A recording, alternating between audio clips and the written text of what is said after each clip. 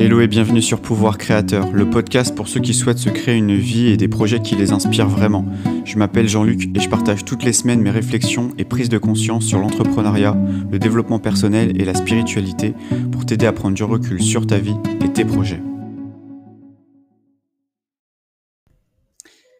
Hello, bienvenue à toi dans ce nouvel épisode de podcast Pouvoir Créateur.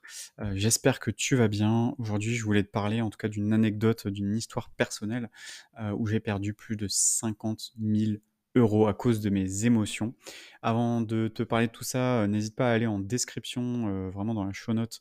Je t'ai mis plusieurs liens et notamment un lien où tu vas pouvoir retrouver les outils que moi-même j'utilise, soit moi ou soit mes clients, si en tout cas tu souhaites développer ton activité en ligne. Je pense qu'il y a des outils que tu connais, mais il y en a beaucoup que tu ne connais pas. Et ce n'est pas que des outils d'intelligence artificielle. Voilà, tout est dans la show note. N'hésite pas à regarder mon site, etc. Tu peux voir un petit peu plus ce que je fais. Et aussi de découvrir ma chaîne YouTube si tu souhaites en apprendre plus sur le marketing digital, les tunnels de vente, les pubs, etc. Pour en revenir tout de suite au vif du sujet, qui est plus de 50 000 euros que j'ai perdu, clairement, l'année dernière, à cause de mes émotions. Mais tu vas me dire, mais qu'est-ce que t'as foutu, Jean-Luc, quoi? 50 000 euros, déjà, c'est une somme qui est, en vrai, c'est quand même assez énorme. Et c'est quelque chose que j'ai perdu. Donc, je vais t'expliquer un petit peu comment j'ai fait pour perdre plus de 50 000 euros. Et encore, je suis gentil, j'ai mis 50 000. Je pense qu'on est un peu plus proche des 70, voire des 80 000. Mais j'ai mis 50 000. Ou moi, ça fait un peu... ça fait la moitié de 100 000, mais c'est plus de 50 000. Honnêtement, j'ai même pas envie de savoir combien j'ai perdu. Tellement ça fait mal au cœur. Mais voilà, mais du coup, j'ai envie de te partager en gros ça.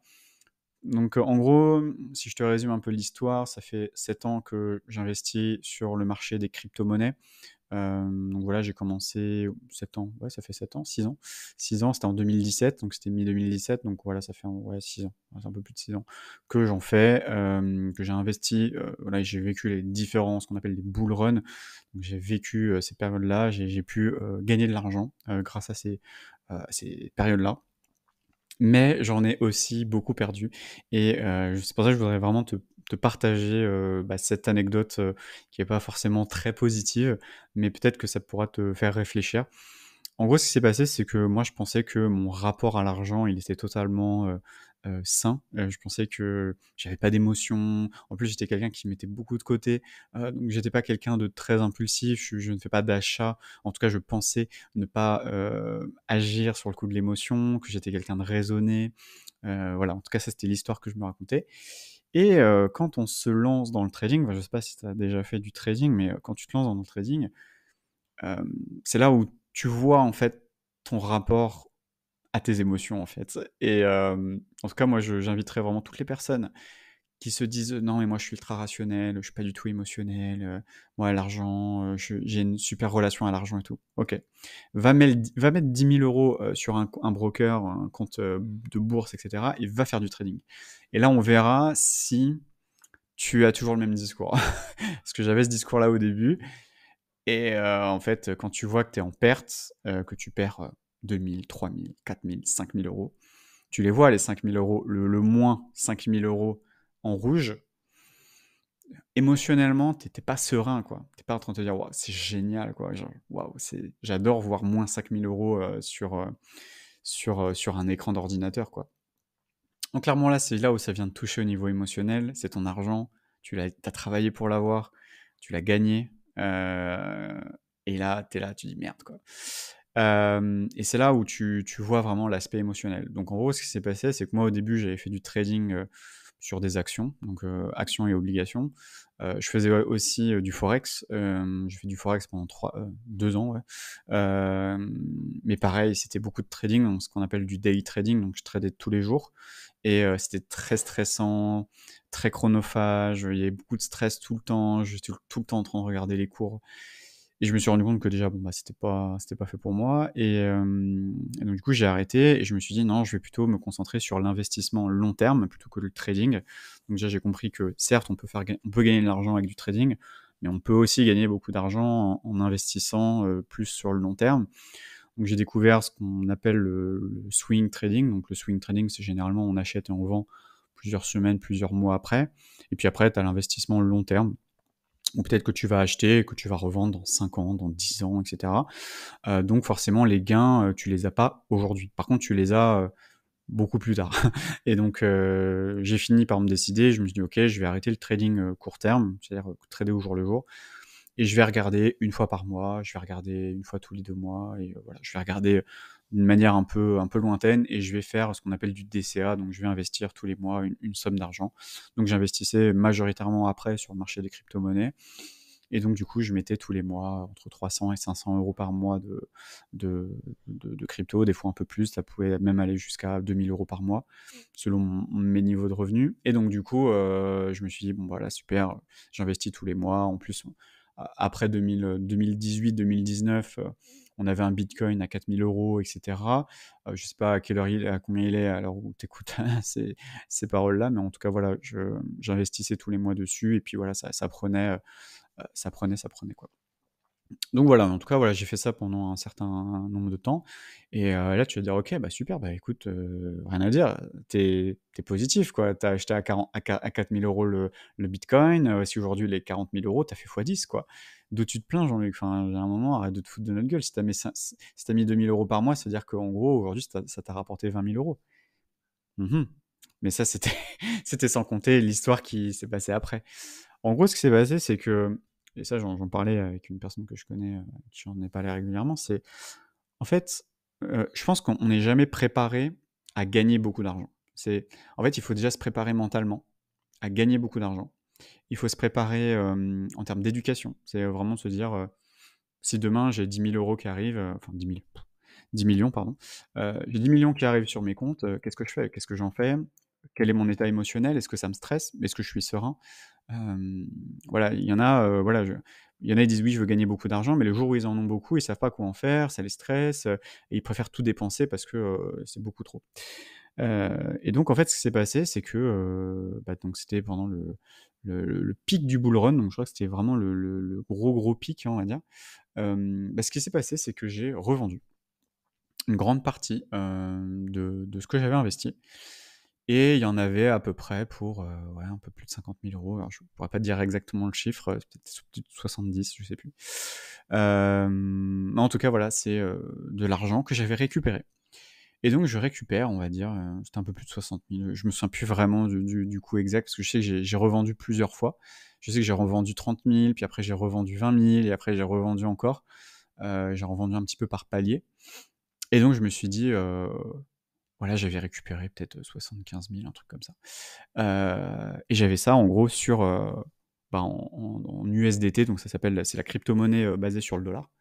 Donc j'avais récupéré ça, et je me dis: «Waouh, genre là, j'ai investi il y a 2 ans, et là je viens de récupérer 75 000 € quoi, en 2 ans». Et c'est vraiment, c'est en crypto, alors là, vu que c'est de la crypto-monnaie, il y a pas de flat tax et cetera, vu que j'ai pas récupéré en euros, mais même si je récupérais en euros, ça veut dire que je récupère 50 000 € quoi.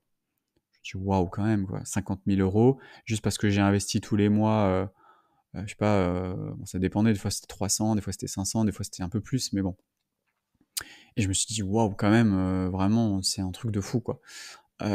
50 000 balles dans ta poche, pour arriver à 50 000 € avec ton salaire, si tu veux mettre de côté, ça te prend beaucoup plus que 2 ans, hein. Donc je me suis dit: «Waouh», genre l'effet de levier de fou.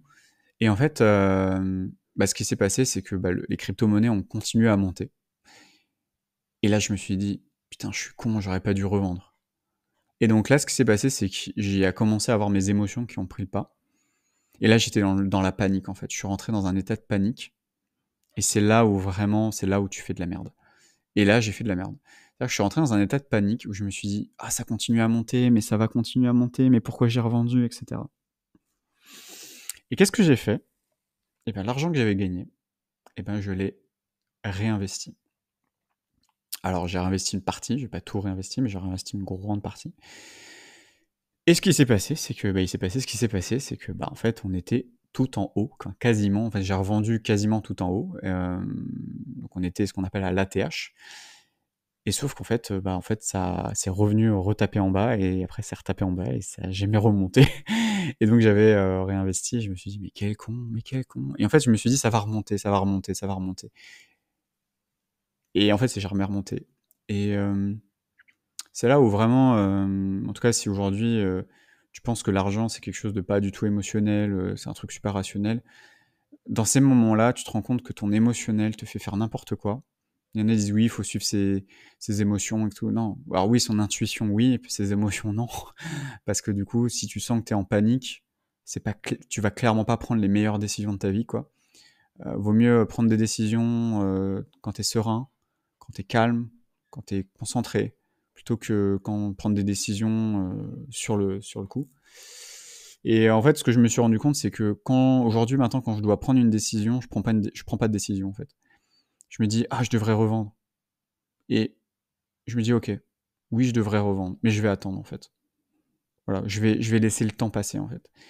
Et ça, je trouve que c'est un truc hyper important, que ça soit dans l'entrepreneuriat, dans l'investissement, peu importe les décisions que tu dois prendre, c'est: «Ah, j'ai envie de faire ça, ah, je veux». Tu te poses, tu dis: «OK, je vais attendre un peu, je vais laisser passer cette vague», parce que c'est une vague, hein, cette vague émotionnelle, je la laisse passer et j'attends de voir si c'est une vague émotionnelle ou si c'est une conviction profonde, totalement rationnelle, quoi. Et donc j'ai laissé passer, alors là, pour le coup, j'ai pas laissé passer la vague, j'ai surfé clairement sur la vague. Et donc j'ai racheté et bah, du coup j'ai perdu un peu plus de 50 000, ouais, c'est ça à peu près, un peu plus de 50 000, 60 000. Parce que je me disais: «Ouais, ça va remonter, ça va remonter, ça va remonter», puis en fait, on était clairement en bear market, c'était le début du bear market. Donc bear market, en gros, ça veut dire que, bah, le marché est en baisse, quoi, le marché descend et ça vend, ça vend, ça vend, et il y a de moins en moins d'acheteurs, il y a beaucoup plus en plus de vendeurs et le prix dégringole, quoi. Et là, c'est la descente aux enfers, parce que vu que ça descend, tout le monde vend, et après, bah, c'est la panique à bord et tout le monde vend, et c'est de plus en plus la panique, quoi. Jusqu'à ce que, bah, ça remonte petit à petit. Donc là, quand j'en parle, le marché des cryptos est en train de sortir de son range, donc là, on commence à être en positif, donc voilà, c'est intéressant. Donc peut-être que je vais récupérer ces 50 000 € que j'ai perdus. Heu, j'espère, en tout cas, c'est mon objectif, et même beaucoup plus d'ailleurs, parce que j'ai réinvesti, pendant 2 ans là, j'ai réinvesti tous les mois. Donc j'ai réinvesti, de l'argent, donc on est censé, pour moi, je suis censé faire un fois un au moins un fois 2 ou fois 3 minimum, sur ma mise. Moi, je pense que ça va être plus, mais bon, après, ne pas être trop confiant non plus. Ça, c'est toujours ça aussi.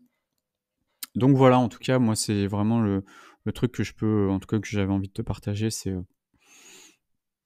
vraiment attends avant de prendre des décisions, avant de faire des choses, avant de te lancer dans quoi que ce soit, avant de laisse passer la vague, laisse passer la vague. Tu pas à 2 semaines près, tu pas à 1 mois près, il y a pas urgence, quoi. Alors il y en a, ils vont dire: «Mais non, faut passer à l'action, faut passer à l'action». Ouais, mais quand c'est de l'argent comme ça, quand tu es sûr que tu peux perdre de l'argent, réfléchis 2 fois avant de décider, quoi. Et soit tu peux perdre de l'argent, soit tu peux perdre beaucoup de temps. Tu vois, imaginons, tu veux te lancer dans un projet, je sais pas, tu veux te lancer dans l'écriture d'un livre. Tu sais que le livre, ça va te prendre peut-être 1 an à l'écrire. Ça va te prendre beaucoup d'énergie, de temps, et cetera.